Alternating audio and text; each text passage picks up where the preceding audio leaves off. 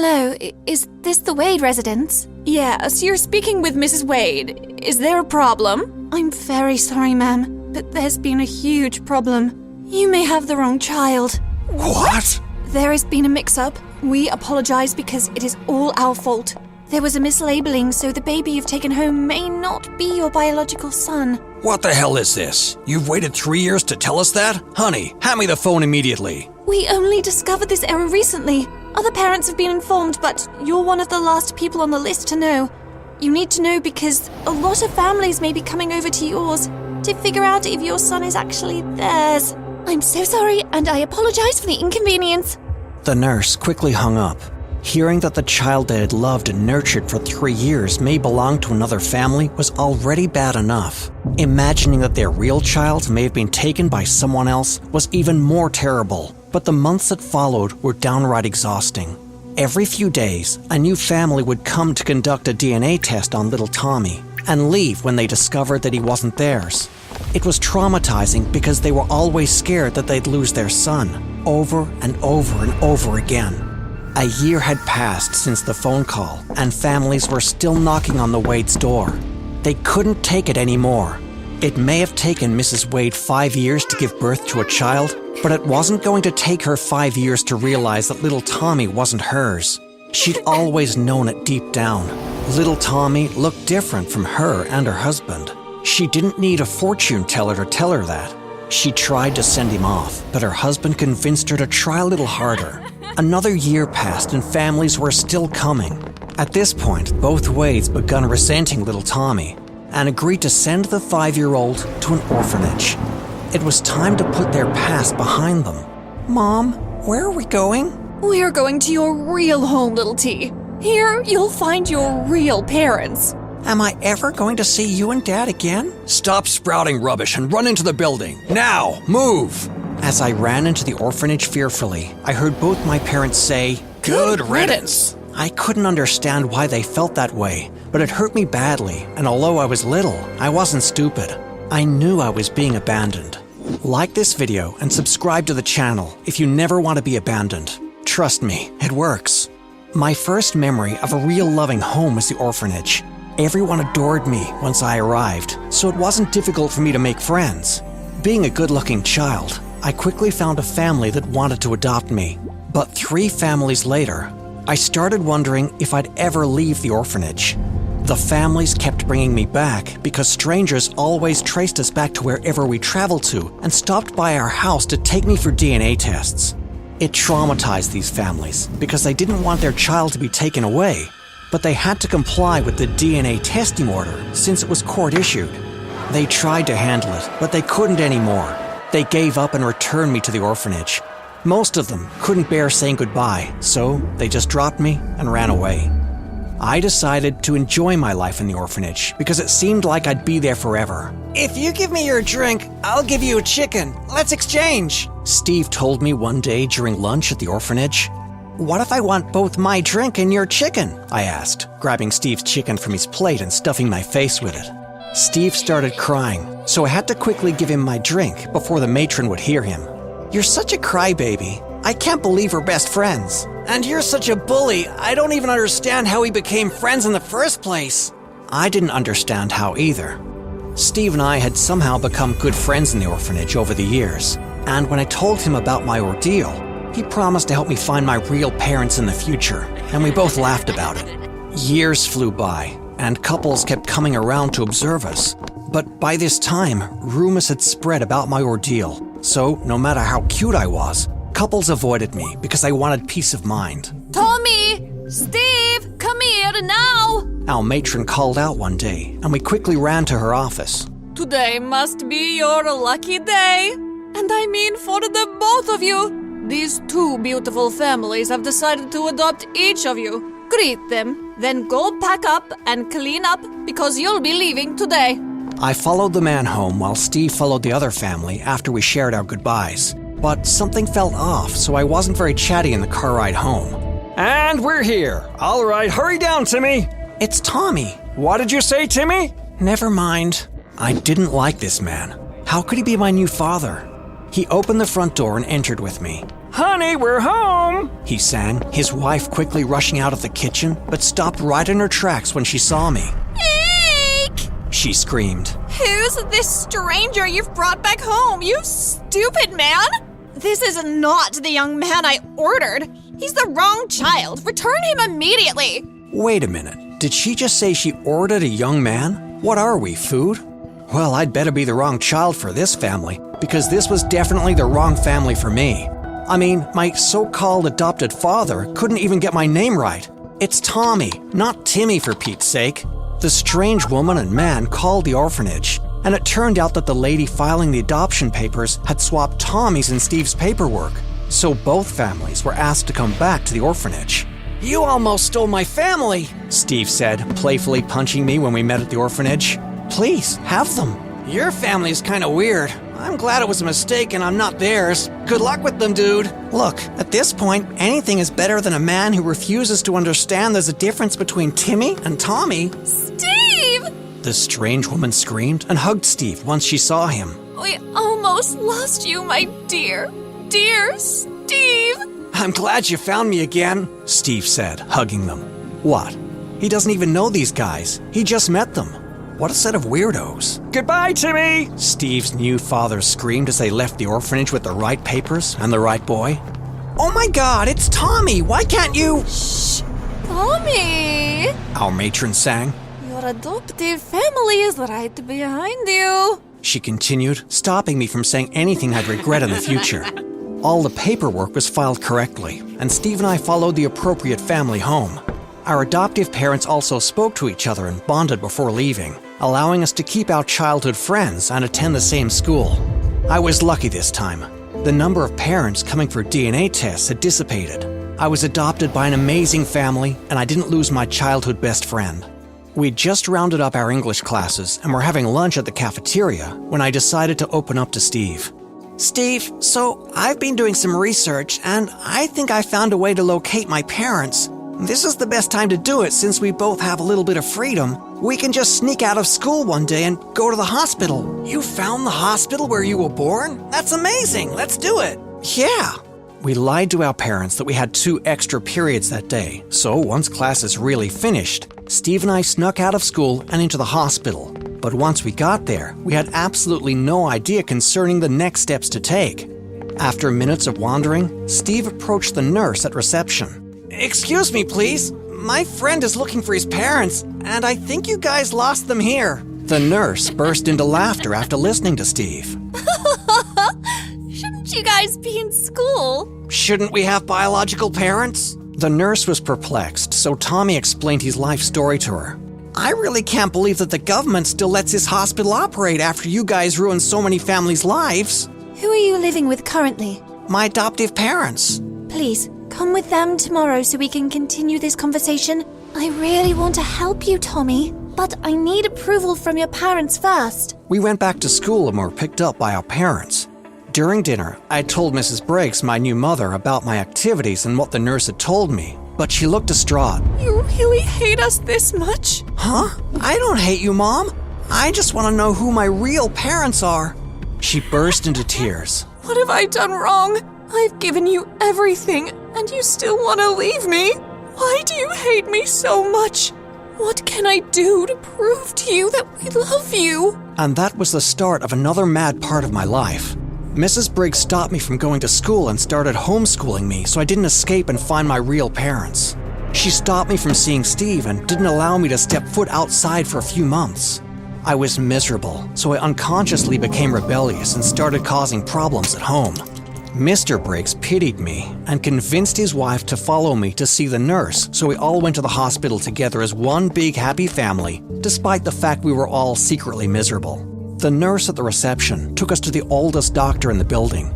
He was familiar with the mix-up that happened over 10 years ago. After going through my hospital file and testing me, he decided to start his parent hunt.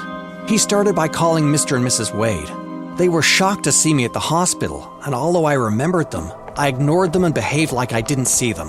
Mr. and Mrs. Wade? Yes. This is the boy you initially went home with, but you sent him to an orphanage because he wasn't yours, right? Yes. If I may ask, did you ever run a DNA test on this boy to confirm if he actually was not yours? I was sure. All right, I'm sorry for the inconvenience, but we're going to have to ask you to do just that because we need to rule you out as his parents first before moving on to the next suspected family on our list. That's fine. It's not like we have a choice anyway. This young man has caused us nothing but inconvenience ever since he came our way. How dare you speak badly about this amazing boy? Mrs. Briggs landed a heavy slap on Mrs. Wade. You don't need to say such a thing about a child, Mrs. Wade. He's right here for Pete's sake. Before we proceed, I have another question. Apart from getting traumatized because people were always knocking on your door and asking to find out if little Tommy was their son, did he do anything terrible in particular? Was he a badly behaved child? No, he's always been a great child. He just came with a lot of problems. All right. We ran the DNA test, and I could literally feel the tension in the room as everyone waited. I couldn't help but feel tense, no thanks to Steve. What if the Wades are your real parents? He whispered. I don't know. What if they're not? I don't know. Shut up. Mrs. Wade heard me scold Steve and shook her head in a, I hope you're not my son kind of way. After hours of waiting, the results came out and we all struggled to see them. Negative. The Wades were not my parents. I couldn't explain my emotions. I felt both happy and sad at the same time. I knew it. Let's leave here, honey. All right, so we're done with the first set of tests. Tommy, meet me here next Monday for the second set. You can all go. Mrs. Briggs hugged me as we left, and Steve held my hand tightly. When we all got to the parking lot, we heard some noise and turned to see the nurse and doctor chasing us. They were out of breath when they finally spoke. I'm so sorry. The trainee nurses got the results mixed up. The real test came out positive. The Wades are Tommy's real parents. Anna! Anna! Anna! Everyone cheered for me as I stood in place, ready to defend my title. I know what you're thinking, that I was standing at the starting line of a major race at the Olympics or something fancy like that. I wasn't. We were at the annual cake eating competition at our school, and I was the reigning champion. 3, 2, 1, begin! I dove face first into the cake as the crowd went wild. I'd starved myself all day for just this moment. I took large bites of the delicious cake and didn't even bother chewing. I swallowed them whole, coming close to choking a few times. Soon, the wild cheers turned into laughter and boos. Oink, oink. Was that my best friend, Kyla? Oh my God, Jason, your girlfriend is a pig. Why would Kyla say such a thing? She was my best friend since kindergarten and had never teased me about my weight. I looked over to where she was with my boyfriend Jason standing next to her. They were both laughing and pointing to my face, now covered in cake. I quickly wiped most of it and ran off the stage, defending my trophy was no longer important. Before I continue with my story, please like this video and subscribe to our channel. We really appreciate it. I ran to the girls' bathroom and was about to wash my face when someone walked in. I looked up and saw my face in the mirror. Tears streamed down my face, mixing with chunks of cake that were still stuck mostly around my mouth. You look disgusting. Mom, not another word from you. Fix yourself now. I could tell that Mom was about to explode by how fast she drove us home. You see, Mom hated that I was fat. She never failed to remind me that I needed to lose weight. If it was up to her, I'd stop eating altogether. At home, I found pizza on the kitchen table and thought, this must be my lucky day. I hadn't gotten the chance to finish the cake at the competition, so I was basically starving. I grabbed a slice and didn't even bother to warm it. I heard Mom's high heels click on our dining room floor, and I knew what was coming next. She was going to yank the pizza right out of my hands, so I stuffed the whole slice into my mouth. She clutched her chest like she was having a heart attack. You filthy child! Even pigs have better manners than you. That was the second time I've been compared to a pig that day. So not cool. Careful, Mom, I'm your daughter, so if I'm a pig, well, you see where I'm going with this. I chewed noisily in her face. You're going to pay for that slice of pizza and that cake. Get on the floor now. Give me 100 sit-ups. I knew not to push my luck by crossing her any further, so I did as she asked. By the time I got to bed, I slumped face down and realized just how much I missed my dad. I never saw him much, even though he lived a few minutes away. Mom and Dad got divorced when I was 10 years old. I stared at my bedroom wall. Framed high school photos of Mom stared back at me, judging me. She'd hang the photos in every room of our house.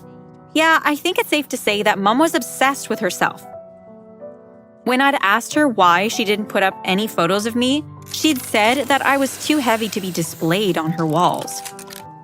It was Wednesday, and at school, that meant one thing: burgers for lunch. Mom had made me eat baby carrots for breakfast, so by lunchtime, I was desperate for those greasy burgers. They served them hot, crunchy, and golden brown with the most delicious fries and a side of vegetables. Yeah, I wasn't planning on touching a single veggie on my plate. I already had enough of that at home. I was about to take my first bite when Mom walked in, a murderous look on her face. "Don't you dare put that in your mouth." She flipped my tray, sending all my food flying everywhere. The whole cafeteria went quiet as curious eyes turned to the scene Mom was making. I watched in horror as she took out a weighing scale from her bag and demanded that I step on it. "Now, Anna." "Mom, please don't do this here. You're embarrassing me." "Me embarrassing you? Have you looked in the mirror lately?" She grabbed me and pulled me up to step on the scale. "Do you honestly think I wouldn't notice you gained even more weight?" Before I could answer, she turned to the cafeteria staff and yelled at them for feeding me too much garbage. I couldn't take it anymore, so I ran out of the cafeteria crying. I didn't go to school for a whole week because of how humiliated I was. When I did go back, Kyla and her mean girl crusade made fun of me and called me names. They set traps for me and laughed when I tripped and fell on my butt. Jason stopped talking to me altogether. I tried to hang out with him, but he called me a fatty and broke up with me in front of the entire class. I was heartbroken and stressed out, so I skipped classes and went home. I was just about to open the door when I heard Mom on the phone. "Hello, Kyla. Thank you so much for torturing Anna like I paid you to. Anna needed to be taught a lesson. Maybe now she'll stop eating everything in her path. I am sorry you have to be friends with her." My heart dropped. Mom was paying Kyla to be mean? That probably meant she was paying Jason too. I was devastated. The people I loved the most were working together to humiliate me. I wanted to go in there and give Mom an earful, but I knew it would be useless. So I dropped my bag at the doorstep and ran back to school to comfort Kyla. She was in class, but I didn't care. I burst in, alarming everyone, including Mr. Jude, our math teacher. "Kyla, how could you do this to me?" I approached her desk as everyone stared. Kyla did not say anything, and instead, she looked at her annoying friends and they started laughing. "How could you gang up with my mom against me? I trusted you." Mr. Jude was getting tired of the scene and he demanded that I get out, or he would drag me to the principal's office. "I'm not leaving until she explains herself." I overheard Mom talk to her on the phone. Everyone was looking at Kyla. She rolled her eyes. "Geez, relax. Your psycho mom paid me to be mean to you." Kyla reached into her bag and took out a brand new iPhone. "You threw away our friendship for an iPhone? At least tell me it's the newest model." "Don't judge me. Jason got one too." Jason sank down in his chair, like he wanted to disappear inside it. "I hate both of you." At the school gate, I spotted a dark SUV driving slowly towards me. I turned to run back into the school when one of the car doors opened and someone grabbed me. They covered my face before I could scream and shoved a bag over my head. I fought and clawed at my attacker, but it was like hitting a brick wall. Whoever they were massive. They tied my hands together and threw me into the dark SUV. Just then, I heard footsteps and my mother's voice. I was relieved because I knew I was safe at last. "Mom, help!" "Anna, you need to cooperate with them." What? What was going on? "You can take her now," I heard Mom say. "Mom, no! Please help me!" She didn't answer me. The van drove away and I sobbed continuously, begging my kidnapper to let me go. A long, bumpy ride later, the van stopped and I was dragged outside. Someone removed the bag from my head and untied me. I looked around and saw that we were standing in front of a huge mansion in the middle of a thick forest. The mansion doors opened and a man in a white suit walked towards us. I was terrified and started to step back, but he called out my name. I knew that voice. "Uncle Lex?" I had not seen him since I was 7 years old when he used to come to dinner at our house. I wasn't sure how he was related to Mom or Dad, but Mom told me to call him Uncle Lex. He took my hand and forced me to walk with him into the mansion. I could imagine the posters now. Missing girl. Name, Anna Marie Burton, age 17 years old. Last seen fighting for her right to eat burgers. The mansion looked like a medical facility. There were men and women walking in and out of rooms, dressed in white lab coats. Before and after photos were plastered on every wall I could see, and the weight difference was clearly visible. Where are we? Not my Uncle Lex didn't answer me. Instead, he beckoned one of the lab coat people to join us. I was about to turn away from the extreme makeover photos when one caught my attention. Oh my God, is that Mom? Lex nodded before walking away. I couldn't believe the chubby girl in the photo was Mom. You're a very lucky girl. One of my lab coat people said as she took my measurements and weight. Excuse me? My mom had me kidnapped and brought here against my will. How's that lucky? We're about to give you a new body. A lot of people desire that. What's wrong with my current one? The woman, her name tag said she was Frida, laughed. Take your clothes off and put this on. She handed me a hospital gown. No! I pushed past her and ran right into the massive dude who was standing in the doorway, his arms crossed and a scowl on his face. He grabbed me with only one hand and lifted me so easily like I weighed nothing. Let me go! I scratched his face, but he did not budge. Suddenly, I heard a loud crash. The man screamed in pain as a wooden chair landed on his back. He released me and I landed on the floor. He turned to face his attacker and another chair landed on him. Anna, get up. I couldn't believe it. My dad was standing right there. He held his hand out to me and we ran out of the mansion with the other guy hot on our heels. A few meters ahead, a car was parked with its door open. Quick, get in! Kyla, how did you... We need to go, now. Drive, Kyla. The guards dived for the car door, but they were too late. Dad swung it shut as Kyla drove us out of there. An hour later, we arrived at Dad's house. I'm so sorry for everything, Anna. I had no idea how crazy your mom had become. Thank God Kyla called me. I felt bad after our fight in class, so I ran after you to apologize. That's when I saw them take you, and I called your dad right away. Thanks for getting me out of there. What was that place anyway? It's some kind of weight loss science lab. Lex owns it. I saw Mom's photo there. She was among his first patients. Years ago, he came to our high school and recruited all the girls who wanted to lose weight. He promised them a new body in a matter of days. No one knows what he does there or how he does it. Your mom never revealed the secret. I don't want to live with her anymore, Dad. Don't worry. I won't let her take you. I tearfully hugged him, relieved that my nightmare was over. After I was well rested, Dad and I went back home to pick my stuff. We were not prepared for what we found. Mom was frantic and hysterical. She looked possessed. She was throwing out empty bottles from her medicine cabinet, screaming that she needed more. She started to pull out her hair, and when she saw me, she charged at me, screaming that it was all my fault. Dad held her back and asked me to call 911. Mom was diagnosed with the crazies and was admitted to a psych ward.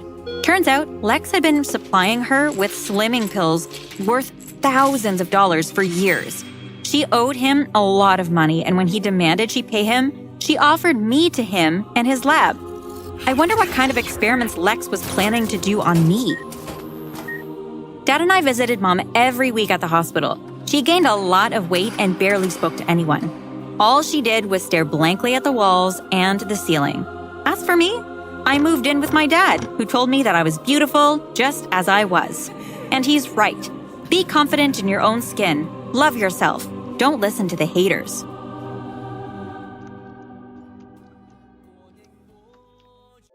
Dude, Sasha is so into you. Why do you keep ignoring her? And Haley was totally checking you out earlier. Oh, come on, guys. You know that Jaden only loves one girl. Melanie! My friends were total idiots sometimes, but they weren't wrong. Countless girls were into me, but I only had eyes for Melanie. There was just something different about her. something dark and mysterious. She never really tried to fit in with other girls at all. Most of the girls at my school behaved like copies of each other. They wore the same clothes and had the same hairstyles and even spoke the same way. But Melanie, she didn't care. She was herself. And while almost every girl was head over heels for me, Melanie ignored me. Why don't you just try talking to her? I've tried, but she ignores me all the time, or just gives me one-word answers. Well, try harder.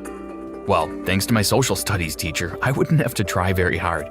She walked in one day with a big announcement. So guys, your final project involves pair work, and I've decided to pair you all up with people you don't usually talk to. People who aren't your friends. So you'll take this more seriously. This project would send me straight into Melanie's arms, but you have to keep watching to see how our story unfolded.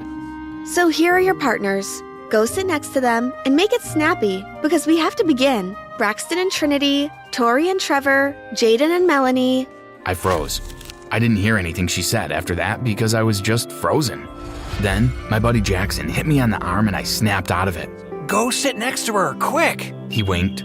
I got up and sat next to Melanie. She didn't even look at me.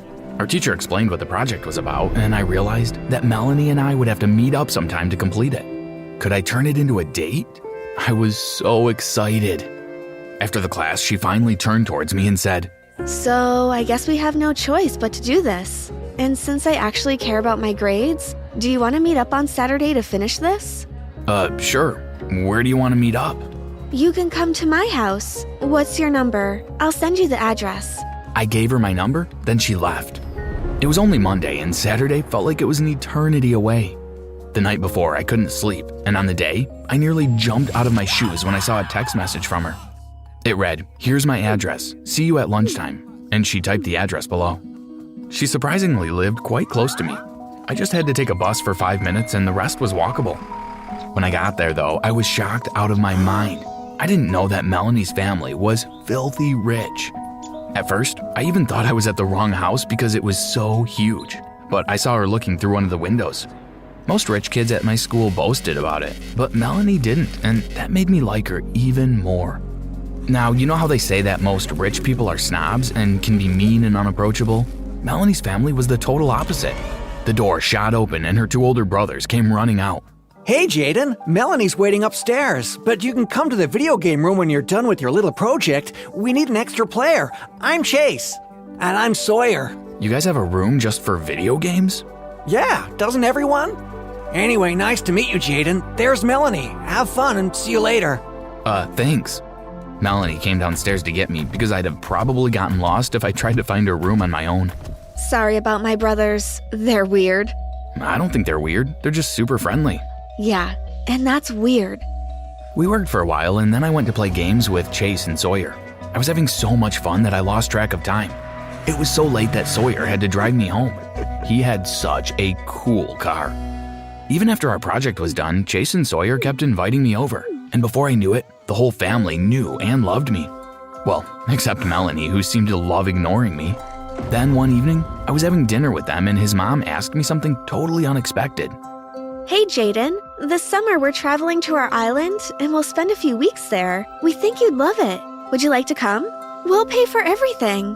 Wow, you guys have an island? Well, of course, honey. We're rich. That sounds awesome. Of course I'd love to join. We're gonna have so much fun. Everyone seemed excited that I was coming along. Well, except Melanie. She showed no emotions. Anyway, let's skip through the boring parts about asking my parents for permission and packing. In a few weeks, I joined my new favorite family on their private jet, and off we went. When we got there, they took me to the main beach house, because there were plenty, but I'll get to that in a while. Then Chase and Sawyer showed me around. So we each have our own beach, and each beach has a beach house. Sawyer's is full of surf gear, but I prefer snorkeling and scuba diving. We can do a bit of both. Cool. I hung out with the guys the first 2 days. On the 3rd day, the real drama began. I was snorkeling with Chase for about half an hour. We had swum a bit far from the shore because he had told me the further we went, the more interesting things we'd see. After a while, I turned around looking for Chase, but he wasn't around. I instantly panicked. Did something happen to him? I swam quickly to the next beach, which just happened to be Melanie's. She was sitting on the sand near the shore, looking worried. Hey, Melanie, I lost track of Chase. Should we call your parents or something? He was right behind me, and then he was gone. By the way, what are you looking so worried about? Chase does that sometimes, but he's really a great swimmer. He's probably on another beach discovering something. Don't worry about it. Okay, but why are you sitting here looking scared? Well, I came here for some peace and quiet, but when I tried to leave, I saw a snake. I tried a different path out, but I saw more snakes. I don't know how to get out. My cell phone has no signal, and I don't know how to reach my parents. The power in my beach house is out too. Snakes? Okay, get up. I'm sure we can find a way out. She got up and followed me. I felt like her strong knight in shining armor until I reached the bushes and nearly tripped and fell because there, right in front of me, was the most massive snake I had ever seen. Oh my gosh. I told you. Well, let's just try to get out over here. I ran to the opposite end of the beach and asked her to follow me. We were able to walk for about 2 minutes in the bushes, which would take us back to everyone. But Be careful, Jaden. Look. I couldn't believe it. It was like a ridiculous nightmare. I'd heard of snakes on a plane, but snakes on some rich people's island? We ran all the way back to the beach house like tiny mice being chased by a huge cat.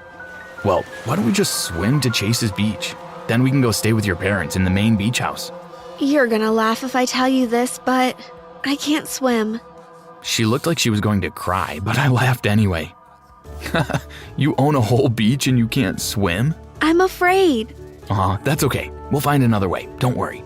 We can just stay here tonight. I'm sure the beach house has food and stuff we can use to make light when it gets dark. Okay.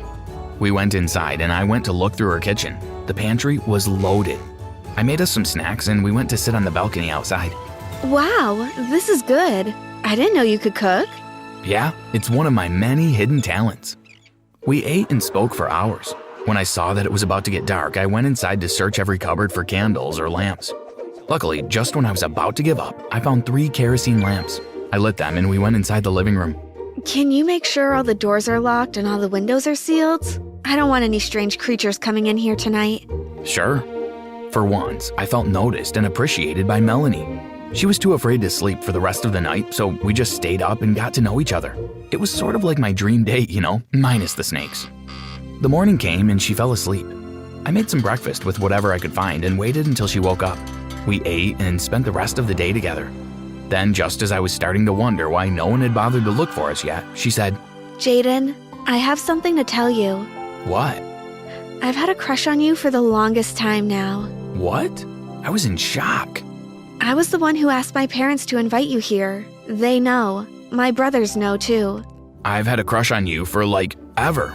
All my friends know. I ignore every single girl because I only have eyes for you. Then we kissed, and it was like a dream come true. Come, let's get out of here. She held my hand and led me out of the house. But what about the snakes? They're not real. This is all a setup so we could be trapped here for a while. I didn't know how else to tell you I liked you. I'm pretty sure this all seemed totally insane to you, but it actually made me like Melanie a little more. We walked until we got to the main house. Melanie's whole family was waiting for us with silly grins on their faces. So, are you two a couple yet? Yes, Mom. Great! Let's go to Paris to celebrate. Wait, what? So since then, I've been dating this girl who has these cool parents who fly me to all these different cool parts of the world, and I'm having a blast. I mean, I'd have a blast even without that stuff simply because Melanie is finally by my side now. She's the best girlfriend in the world. World.